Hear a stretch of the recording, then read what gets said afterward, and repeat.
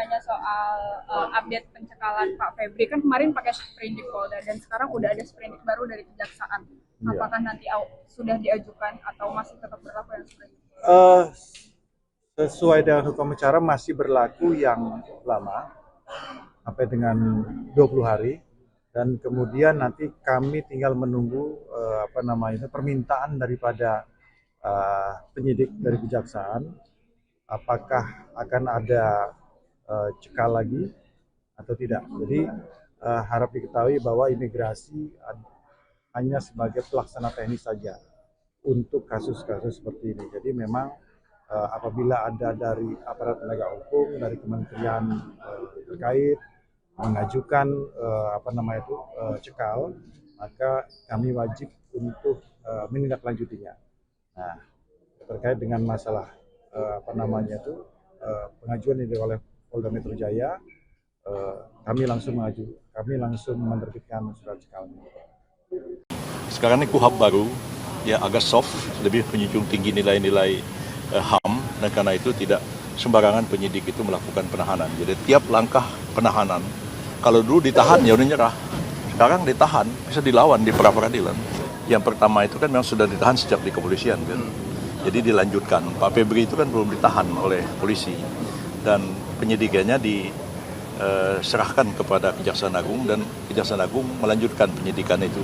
Dalam perkembangannya bisa aja penyidik kemudian memutuskan bahwa Pak Febri itu harus ditahan. Jadi itu sabar aja. Perkembangannya itu kan tahap demi tahap. Dan berdasarkan KUHP baru, tiap satu keputusan penyidik itu dapat di-challenge ke pengadilan. Beda dengan dulu, kalau KUHP lama kan nggak bisa. Jadi kalau seorang itu ditahan, itu kan karena alasan tertentu. Kemudian khawatir melarikan diri, kedua menghilangkan barang bukti, ketiga khawatir mengulangi kejahatan. Kalau misalnya ditetapkan, ya orang yang ditetapkan ditahan kan bisa melakukan perlawanan ke pra-peradilan.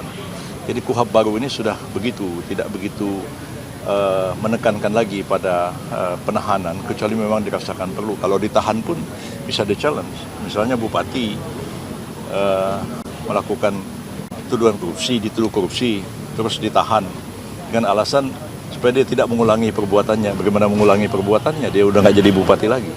Itu salah satu contoh. Jadi coba kita lihat aspek ini.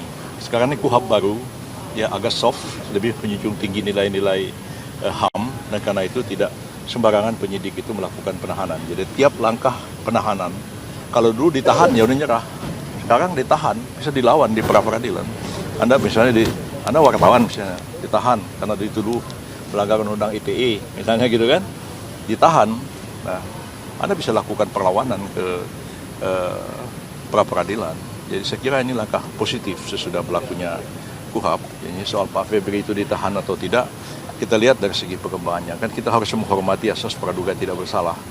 Ya, jadi kalau misalnya ditahan, kan nanti akibatnya kalau dinyatakan bersalah dipotong masa tahanan. Kalau tidak ditahan, ya menjalani pidananya sama seperti yang diputuskan hakim. Sebenarnya sama aja. Ya. Terkait pengacara Hotman Paris yang menjadi Hotman jangan dikomentar. Pak Febri mengaitkan dengan presiden itu gimana, Prof? Oh, nah? Hotman Paris yang ingin menjadi kuasa hukum Pak Febri tapi mengaitkan dengan presiden. Ya kalau Hotman jadi penguasa ya kita hormati ya tugas beliau sebagai advokat.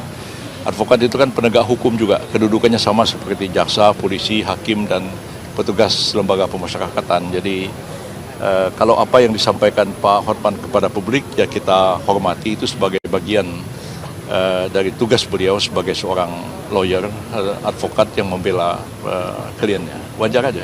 Tapi mengaitkan dengan presiden karena sudah lama menjadi kuasa hukum Pak Prabowo, jadi turun tangan untuk bagaimana pengacara Pak Febri.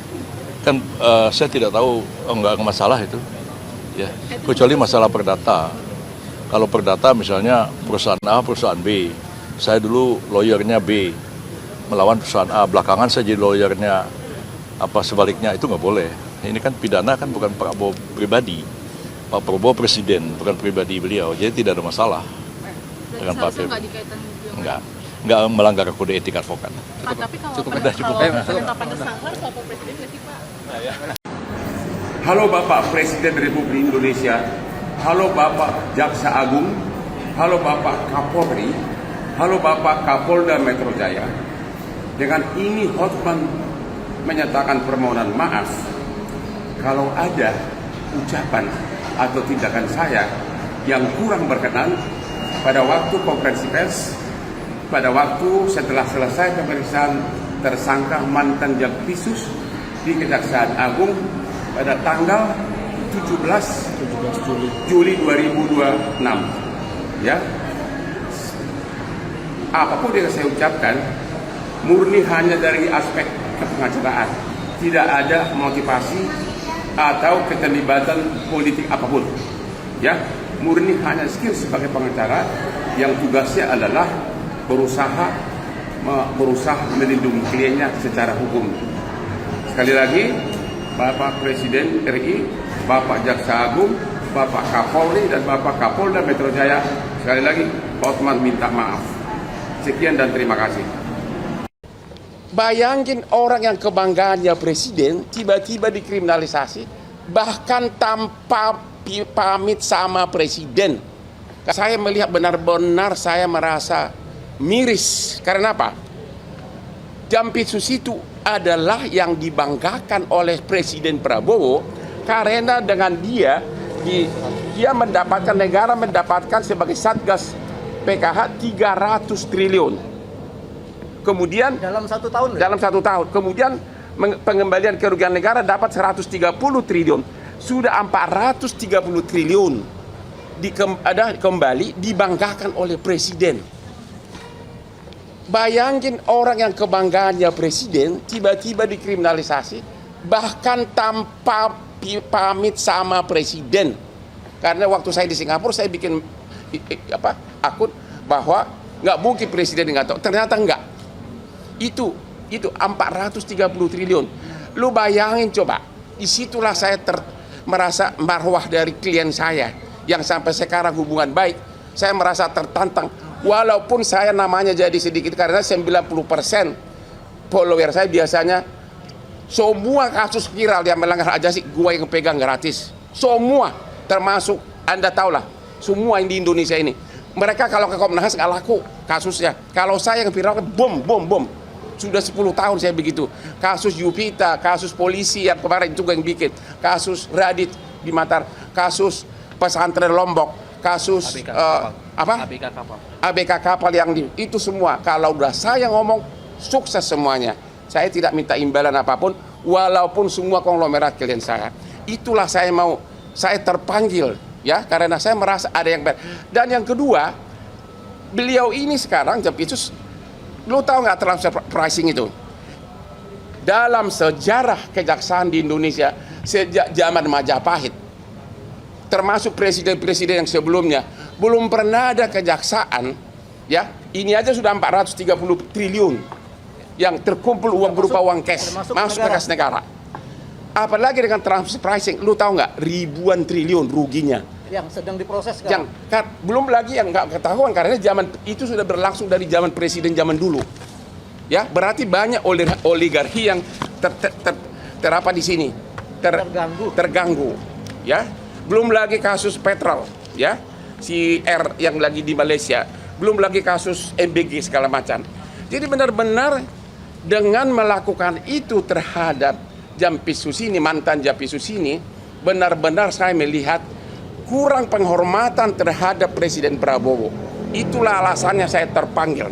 Saya tidak mengharapkan uang dari Jampitsus ini karena saya tahu tidak mungkin dia bayar saya mahal. Saya bayarannya super mahal di Indonesia. Ya, itulah backgroundnya biar tahu. Sudah kamu tahu semua bantuan hukum yang saya kasih itu banyak uang dari saya nggak usah bilang. Kasus Radit semua saksinya gue yang biayai. Kasus ABK kapal gue yang biayai ke Komisi 3. Semua, nggak mungkin. Puluhan pengacara saya kirim. Jadi bagi follower saya yang merasa kok Hotman sekarang jadi begitu, yang semula 95% sebagai pengagum saya, silahkan gue ambil resiko itu. Tapi di mana logikanya? Seorang bawahannya presiden, ya, justru mentersangkakan, mempermalukan bawahan yang lain, yang adalah kebanggaan presiden yang telah mengembalikan uang kepada negara 430 triliun cash. Dengan cara seperti ini. Dengan cara tanpa diperiksa saksi langsung bung. Anda jawab sendiri, ada apa? Memang tujuannya sudah terkabul, akhirnya dia mundur, sudah menang. Tapi hukum akan berjalan terus. Itulah background saya. Saya tidak rela marwah Bapak Presiden yang adalah klien saya 25 tahun sama adiknya Hasim. Saya tidak rela karena saya seorang pengacara, saya bebas ngomong. Jangan tanya saya cari muka. Saya tidak butuh uang-uang lagi, saya udah kaya raya. Ya, dan semua klien saya konglomerat tanya semuanya. Perkara bisnis di Singapura, semua gue yang pegang kalau dari Indonesia. Murni benar-benar saya merasa selama saya di Opname, saya kok presiden digituin? Padahal banyak video-video dari presiden saat membanggakan uang hasil temuan dari Jampitsus, tentu dengan atasannya Jaksa Agung. Inilah, Anda sudah tahu itu, berpuluh-puluh triliun. Kok bisa orang yang tangan kanannya ini begitu saja dipermalukan, melanggar KUHAP? Kalau ada yang mengatakan itu tidak melanggar KUHAP, ayo kita sama-sama robek segala sarjana hukum kita. Benar-benar KUHAP itu tidak dipakai sama sekali. Ya, benar-benar saya merasa kok presiden digituin, padahal belum ada zaman dulu pun, sejak dari SBY, dari mulai Jokowi, kejaksaan ratusan triliun, udah 430 triliun uang cash masuk ke kas negara. Belum lagi transpricing itu bisa ribuan triliun. Dan siapa yang melakukan itu? Jampitsus Febri. Kok kenapa langsung lebih rendah dari tukang ayam, lebih rendah dari pencuri ayam? Andalah yang tahu apa backgroundnya. Ya, ada lagi? Apa? Emang lu fakultas hukum udah jelas lah, nggak usah pakai ditanya pasal berapa. Monyong lu ah. Udahlah, nanti kalau kamu datang ke saya, pasal berapa? Ini semua, ini mantan jaksa. Jelas bahwa seseorang mau ditetapkan sebagai tersangka, apalagi dipermalukan, minimum dipanggil dulu, ya, dipanggil saksinya dulu. Kalau kau nggak tahu pasalnya, lu berhenti dari wartawan. Ya kalau ada mau nanya apa lagi? Satu sebentar. Tidak ditahan karena memang Anda sudah melihat sendiri. Anak SD pun mengatakan bahwa itu bukan tindak pidana, belum ada bukti. Kami sudah mengajukan permohonan untuk tetap tidak ditahan. Satu.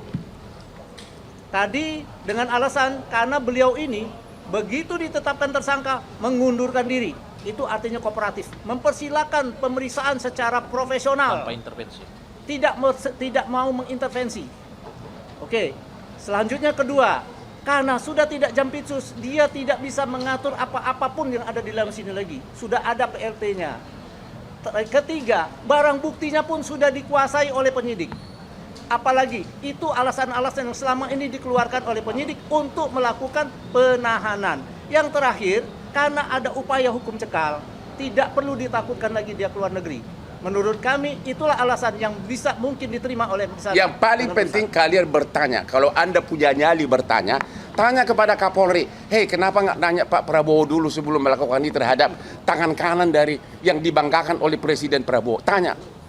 Saya baru tahu tidak ada izin. Coba bayangkan coba. Coba bahan ini fotonya di. Hah? Ada hidden agenda dong berarti ya? Tanya kakekmu, masa tanya gua? Nggak tanya kakekmu lah. Ya udah deh, udah gua nggak tahu. Ya lu udah deh, saya nggak tahu agenda itu. Jangan tanya itu. Udah deh, shut up. Nggak, saya nggak tahu. Udah deh, kok pada bisa gua menafsirkan maunya orang? Udah saya jawabannya, lu harusnya tahu. Kita tidak bisa menafsirkan. Loh. Cuma kita berpikir seperti itu. Seorang kebanggaan dari ini, lihat enggak foto ini, kebanggaan dari presiden. Dan sudah mengembalikan ke negara 430 triliun. Belum lagi transfer prasi yang begitu besar yang tidak pernah disentuh sebelumnya. Begitu saja dipermalukan. Ada apa? Tanya, makanya malam ini kalian langsung ke Mabes Polri tanya kalau kau bukan pengecut. Subscribe, share, like, and comment. Subscribe, share, like, and comment. Subscribe, share, like, and comment. Subscribe, share, like, and comment. Subscribe, share, like, and comment.